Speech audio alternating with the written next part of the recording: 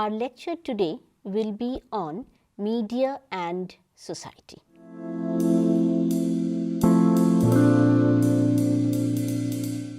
In modern societies, the media or the mass media is one of the most important institutions exercising immense power and influence. We can see that in the context of the role the media plays in our contemporary Indian society. Given this importance, it is therefore necessary for us to understand media as a social institution, its rising importance and some of the changes it has undergone. With the rise of digital technology, however, the world of mass media saw revolutionary changes with impacts reaching far beyond what could be imagined. In many ways, our contemporary world can be described as a media-saturated world, wherein across the world, the moment a child is born, he or she has access to the most popular forms of mass media today, including the internet-based or the digital media platforms in some way or the other. Our presentation has four structures. One, what is media? The second one is what are some of the theoretical approaches to understand media and society. Third is how do we understand the influence of media on audience. And the fourth one is how do we understand the relationship between globalization and the emergence of the media market. So, our first part, what is media? Media or mass media comes from the word medium. It refers to something that lies in between an object, which is a message, and a subject, referring to the receiver of the message.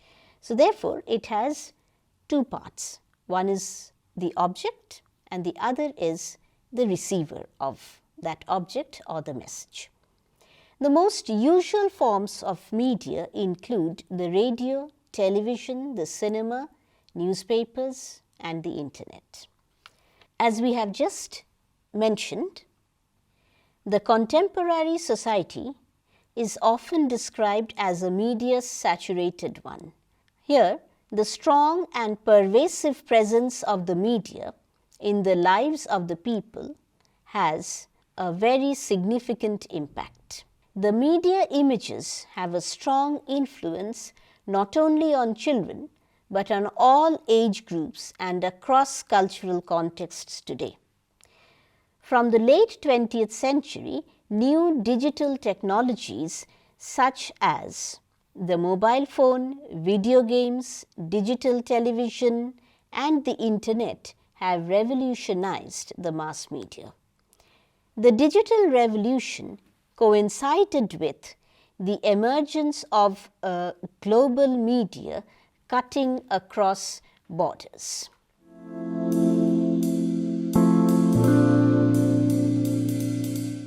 Now, we come to our second part, that is, what are the major approaches to the study of media and society.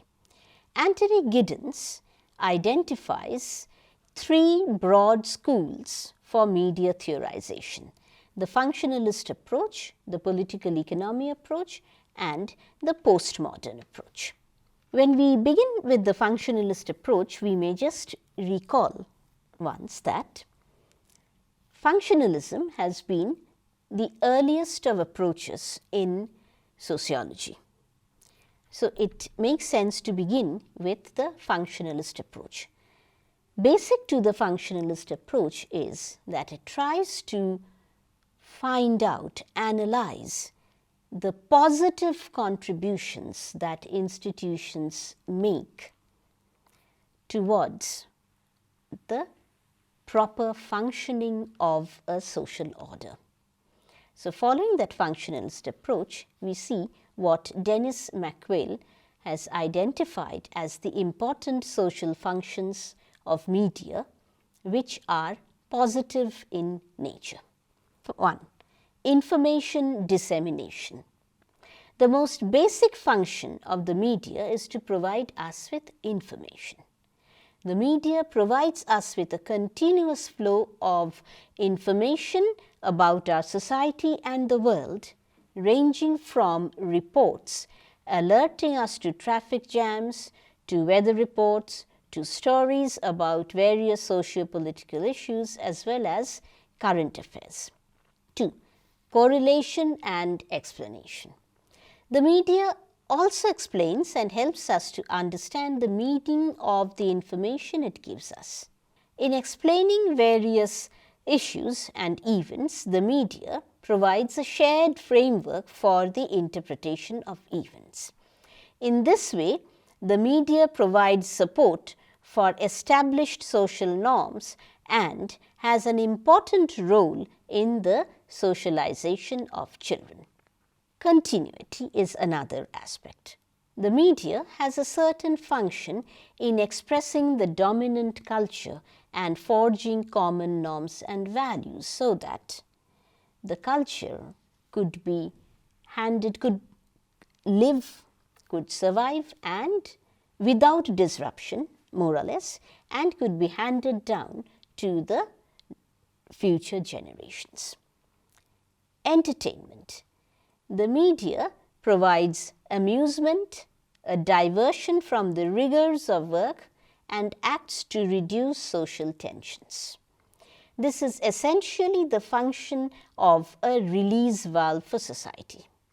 Increasingly, this entertainment function of the media is becoming more important in contemporary society.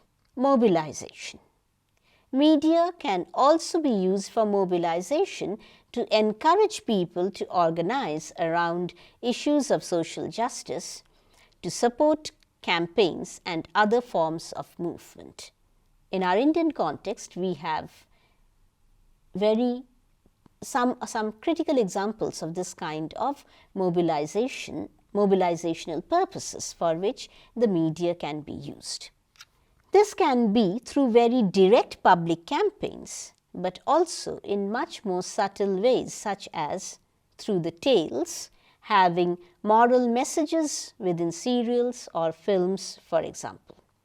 We now come to the second theoretical approach we have mentioned at the beginning, the political economy approach.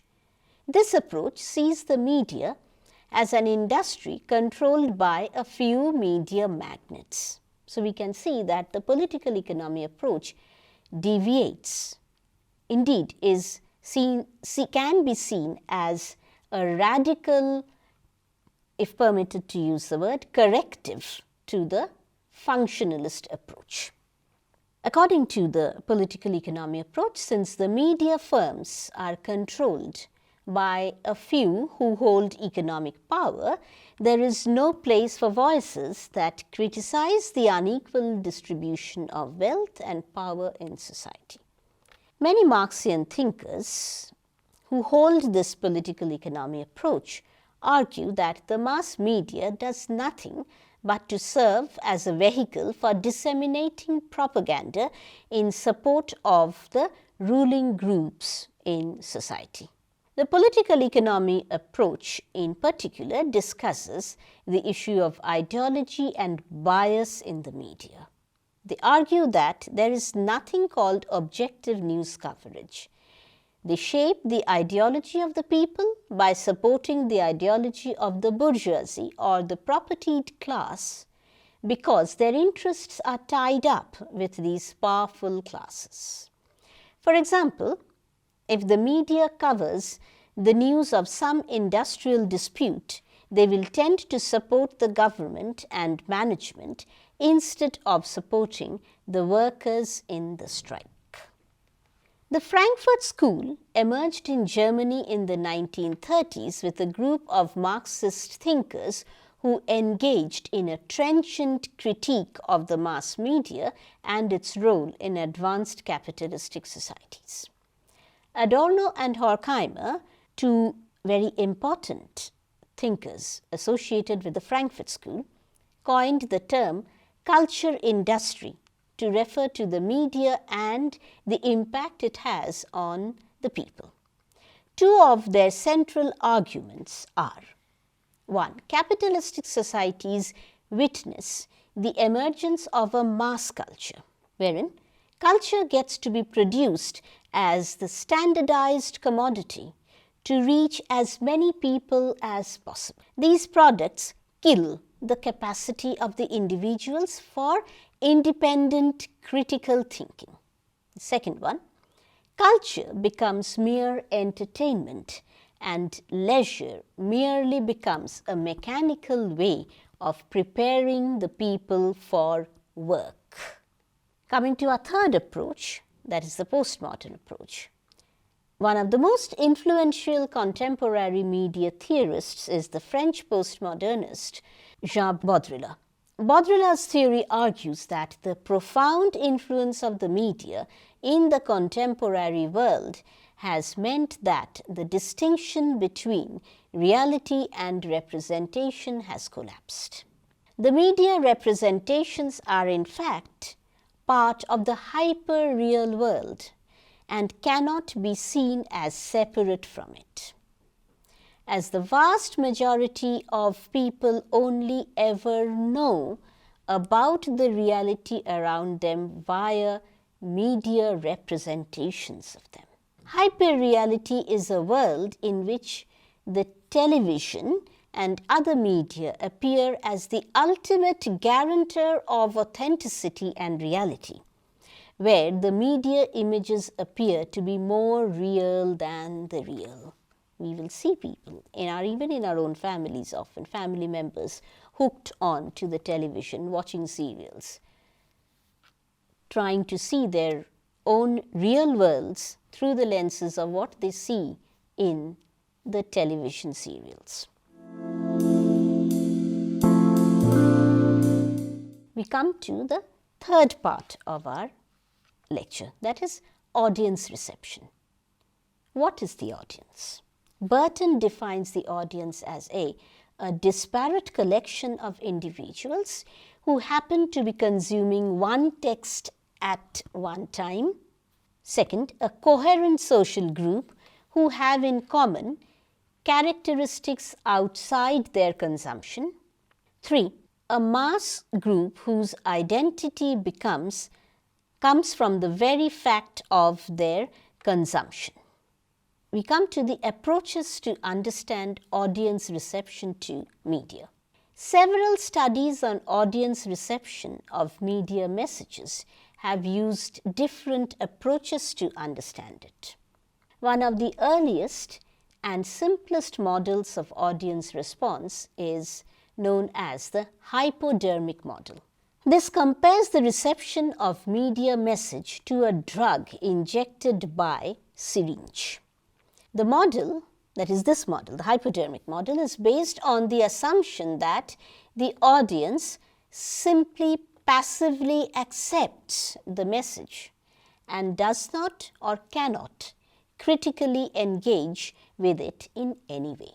This model also assumes that the media message is received and interpreted in more or less the same way by all members of society.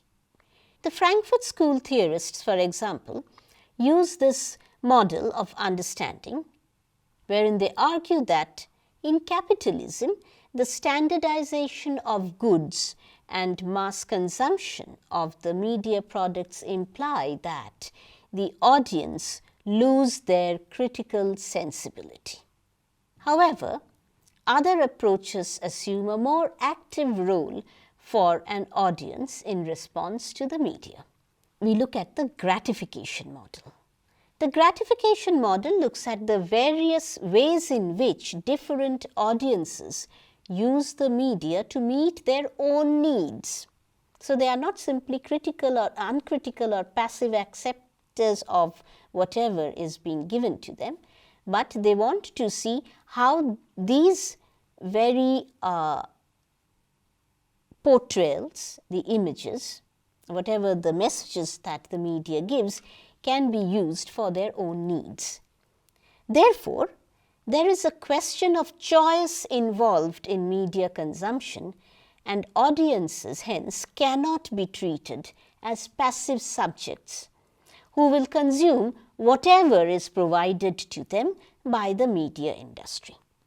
Stuart Hall's account of reception theory focuses on the way in which an audience's class and cultural background affects the way in which it makes sense of the different media texts, and thus looks at the ways in which people actively interpret the media. So, we are looking here not simply at needs, but how we actively participate in interpreting what the media is for us.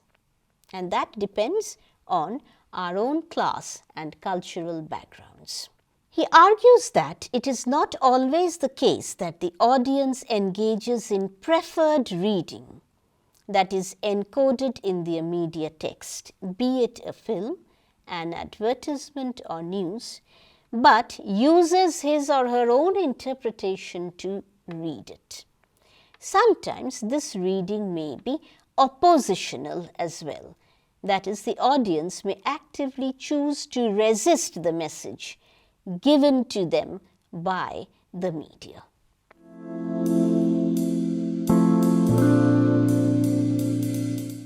We come to the fourth part of our presentation, and that is globalization and media imperialism.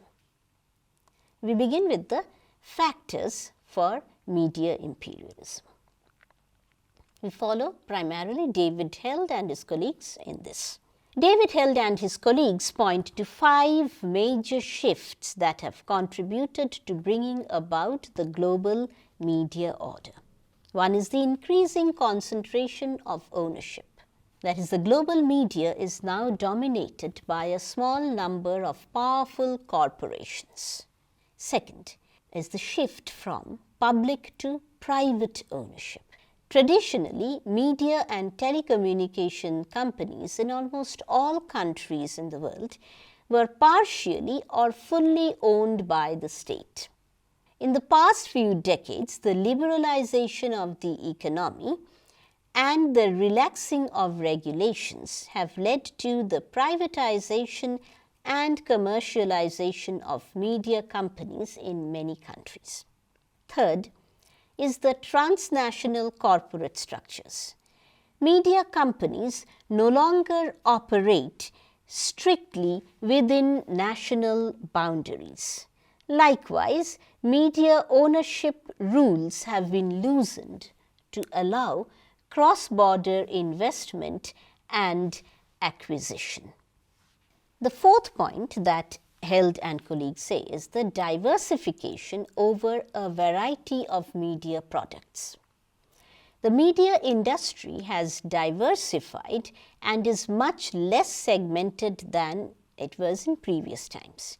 Enormous media conglomerates such as the Times Group produce and distribute a mix of media content including music, news, print media and television programming. The fifth one is a growing number of corporate media mergers. There has been a distinctive trend towards alliances between companies in different segments of the media industry. Telecommunications firms, computer hardware and software manufacturers, and media content producers are increasingly involved in corporate mergers as media forms have become increasingly integrated.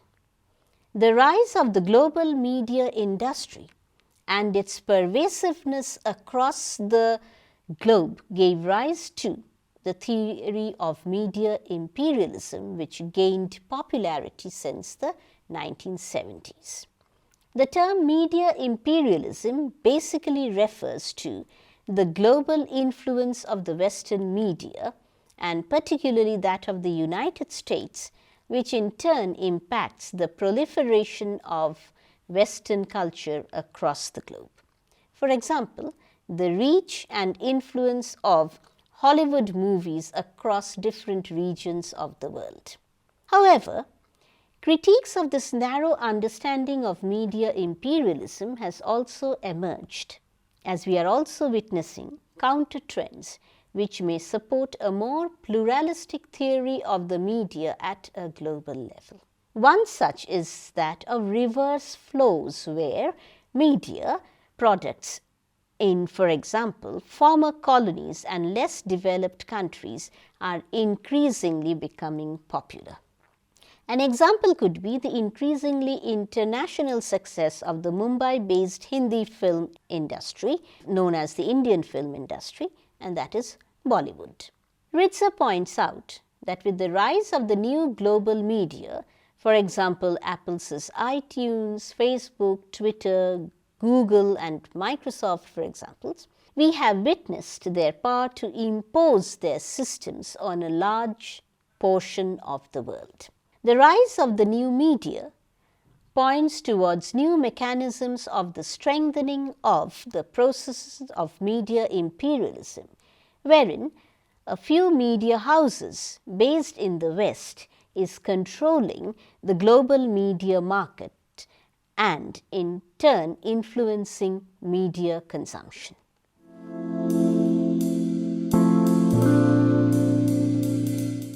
In this introductory module, we have discussed about the relationship between media and society, including the following: what is meant by media, what are some of the important theoretical approaches to understand the media as a social institution, the theme of audience reception of media and the ways to understand it, and the theme of globalization and the rise of media imperialism in the current context.